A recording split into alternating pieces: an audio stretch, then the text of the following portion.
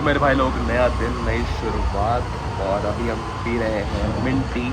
कल का ब्लॉग मैं एंड करना भूल गया था, क्योंकि कल मैं एक्चुअली भूल ही गया था यार, और मेरा शायद मन भी नहीं हुआ था। तो मैंने सोच ही लिया था रात में कि सुबह ही शुरुआत करेंगे। तो आज है मेरा आखिरी दिन, और आखिरी दिन मतलब कुछ टाइम ही बचा है बस ऋषिकेश में। तो एक दो जगह सोची है मैंने, देखता हूँ कि वहाँ जा पाता हूँ कि नहीं। तो ठीक है, टाइम का थोड़ा इशू है, बट लेट मी ट्राई। अगर ट्राई हो जाता है तो फिर आपको दिखाएंगे, नहीं तो कुछ देर बाद व्लॉग ही एंड कर देंगे। तो चलते हैं, फ़िलहाल इसका लुत्फ़ उठाते हैं और आगे बढ़ते हैं। और अभी के लिए मैं ब्रेकफास्ट स्किप कर रहा हूँ, शायद डायरेक्टली लंच पे ही अटैक किया जाएगा। तो लेट्स गो। तो मेरे भाई लोग, अब सोच लिया है तो जाना तो पड़ेगा ही, और जाना ही चाहिए। सो जहाँ मैं जा रहा हूँ, this is one of the most unexplored place in Rishikesh. I think बहुत कम लोगों ने सुना होगा, और बहुत ही कम लोग गए भी होंगे। तो पहुँच के दिखाते हैं आपको, चलिए मेरे साथ। तो अभी हम जा रहे हैं महर्षि वशिष्ठ गुफा। तो महर्षि वशिष्ठ जी ने यहाँ पे मेडिटेशन किया था, और उसी गुफा में मैं जा रहा हूँ। और ज़्यादा भीड़ नहीं है यहाँ पे, बहुत ही खाली, बहुत ही पीसफुल सा एनवायरनमेंट है।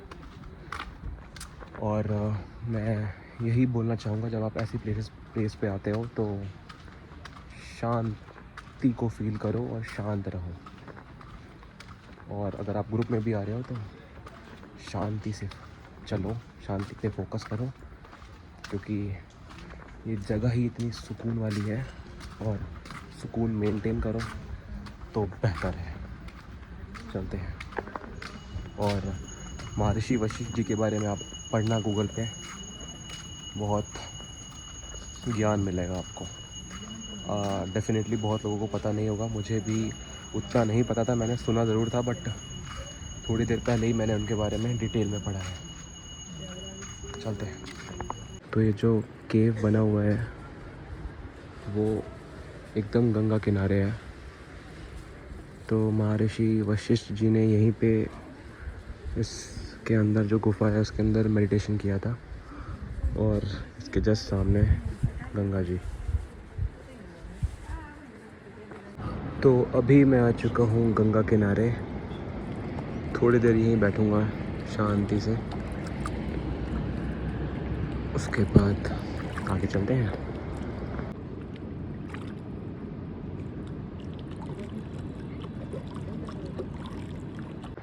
तो इसको क्रॉस करके इस तरफ एक और गुफा है, उस तरफ मैं जाता हूँ।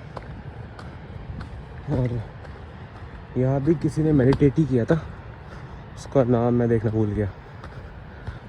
तो देखते हैं आगे, अगर लिखा है तो ठीक है, नहीं तो ठीक ही है। वो दिख रहा है आपको, उसके अंदर ही गुफा है एक। इधर से है कि ऊपर से? ऊपर है, इस तरफ।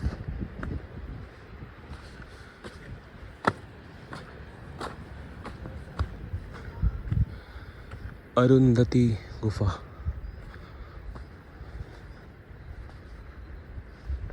तो उस तरफ से आके अगर आप स्टेज पे चढ़ोगे तो मेरे पीछे है अरुंधति गुफा।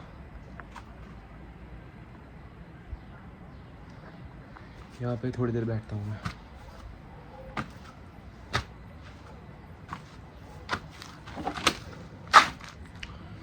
Let me relax here. और अगर आप देखोगे, मैं आपको दिखाता हूँ, 1 मिनट। ये देखो, ये प्रॉपर एक गुफा ही है।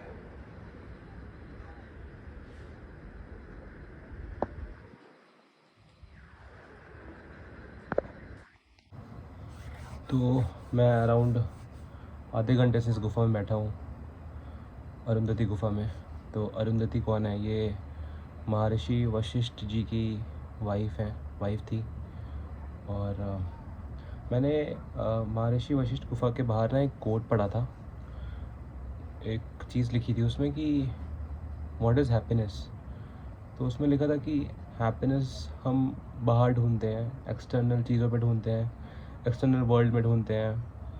अपोजिट जेंडर में ढूंढते हैं, मटेरियलिस्टिक चीज़ें हो गई, पैसा हो गया, फेम हो गया, प्रॉपर्टी हो गई, उसमें ढूंढते हैं। लेकिन एक्चुअली में जो रियल हैप्पीनेस है, जो असली खुशी है, वो हमारे अंदर ही है, जिसको ढूंढना उतना मुश्किल नहीं है। लेकिन ये ट्रैप्ड वर्ल्ड में हम इतने खोए हुए हैं, या फिर लॉस्ट हैं, या फिर ट्रैप्ड ही हैं कह लो, कि हमें पता ही नहीं है कि असली खुशी है क्या। पता होने के बाद भी आई थिंक हम चाह नहीं रहे हैं, या फिर रियलाइज़ नहीं कर रहे हैं कि हैप्पीनेस बाहर नहीं है, हमारे अंदर ही है, और वो कुछ भी हो सकती है।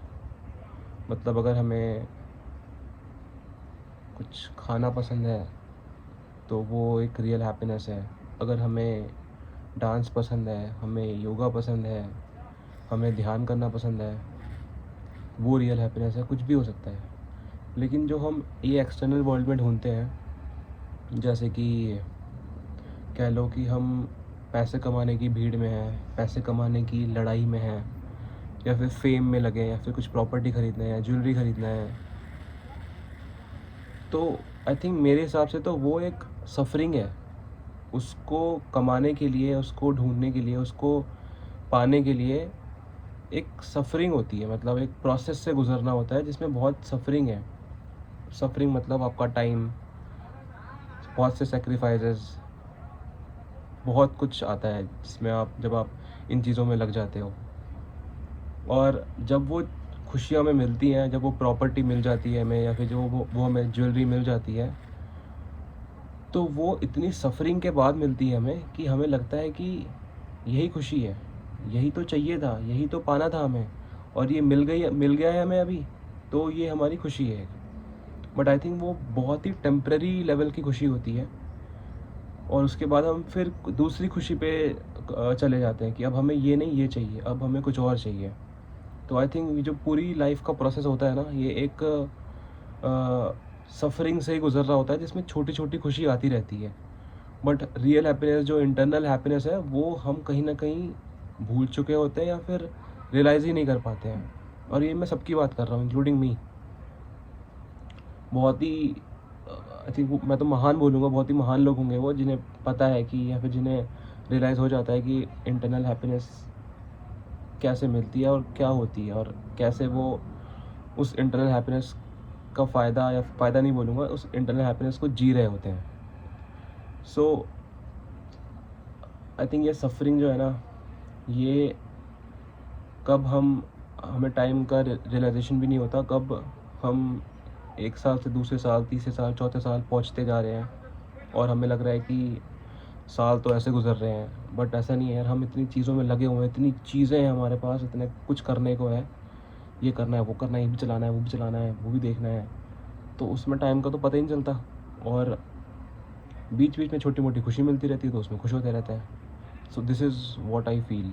आई मीन बहुत बड़ा हो गए, बहुत बड़ा बोल दिया मैंने, बहुत ही देर से बोलते जा रहा हूँ मैं। सो इट्स जस्ट दैट कि ये एक फीलिंग आई मुझे कि ऐसा कुछ बोलना चाहिए, ऐसा कुछ शेयर करना चाहिए, तो बोल दिया। एंड आई होप कि मुझे भी ये रियलाइज़ हो कि वो इंटरनल हैप्पीनेस मुझे कैसे मिलेगा। और मतलब कहीं ना कहीं वो होता है कि हो गया, बस बहुत हो गया बाहर का, इतना चेजिंग में लगे हुए हैं बहुत चीज़ों में। बट